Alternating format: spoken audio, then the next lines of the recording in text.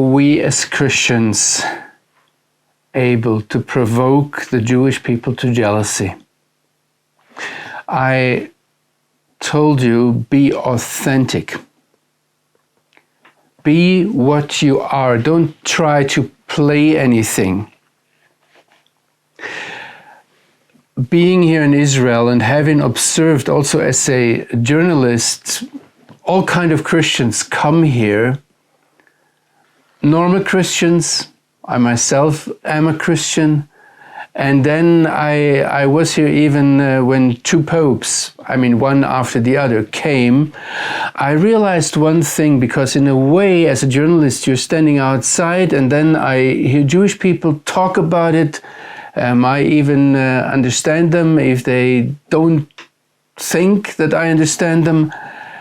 I realized that we Christians are masters at sweeping guilt under the rug.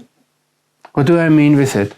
If charismatic Christians come and we talk about Christian guilt towards the Jewish people, all the persecutions and all the terrible things that happened up to the Holocaust, we talk in a way, if we are charismatics, as if the anti-Semites were not baptized in the Spirit the proper way.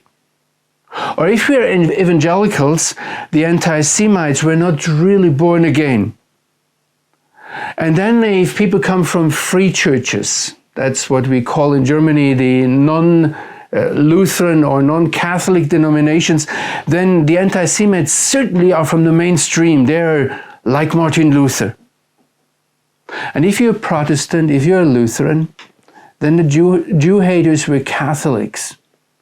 So I experienced that when John Paul II, the Pope, who was a real nice Pope, actually it was very moving when he was in Yad Vashem, the Holocaust Memorial, that there was an old lady who came up and actually embraced, and we realized that it was this lady who was then a little girl, and a young priest saved her. It was later Pope John Paul II. So it was a very moving situation. But if I look at it from the perspective as a Christian, dealing with guilt, with what happened in Christian history, John Paul II was not able to apologize for the guilt of the church, because the church is the bride of Christ, unblemished, pure, preparing for her bridegroom.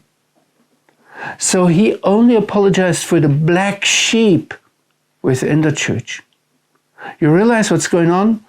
Nobody is coming and saying, it's me. It's my guilt. And I had that experience that my rabbi we were sitting late at night, and suddenly it came out, it broke out of him that he, in a way, confessed to me that a rabbi in the 18th century, a very famous rabbi, equaled Germany with Amalek. Amalek is in the Bible the nation that dedicated her whole existence to exterminating the Jewish people. So if they talk today about Amalek, they mean it's not only Germany and the Holocaust. It's much worse. And the Lord himself says that the name of Amalek has to be blotted out from under the heaven.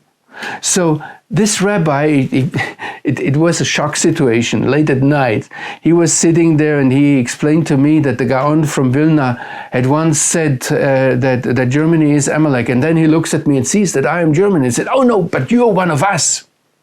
Or I remember how a teacher of my oldest son phoned me. He was then in grade 1 or 2, and she phoned me the day before the Holocaust Remembrance Day and says, "Johannes, what am I going to do? I have to tell my disciples tomorrow that what the Germans did to us. And we have this nice young German, blue-eyed blonde sitting there among us, being proud of being a Jerusalemite German, of speaking Hebrew without accent.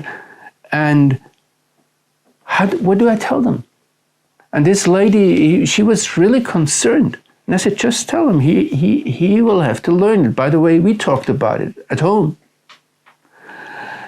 How are we coming with 2,000 years of German guilt and confront the Jewish people? Let's be authentic, let's be real and say yes. I'm remembered of the prayer Daniel the prophet prayed in Daniel 9, where he fully identified with the guilt of his people. And I think we need people, also Christians, or especially Christians, who come and tell the Jewish people, yes, it is our guilt. It's my responsibility. I did not do it myself, but I'm part of that group. And I remember this school teacher of my son, when she said, now how do you manage to live as a German and as a Christian in this country? And I said to her, I don't manage. But I was forced by her to tell her about this rabbi 2,000 years ago. And he actually managed my guilt. And he managed the guilt of the church. And he was the one who took it. And I think there is a way to make the Jewish people envious if we live it, not just say it, not just theologically ponder it, but if we live it, that our guilt has been borne by the Lamb of God.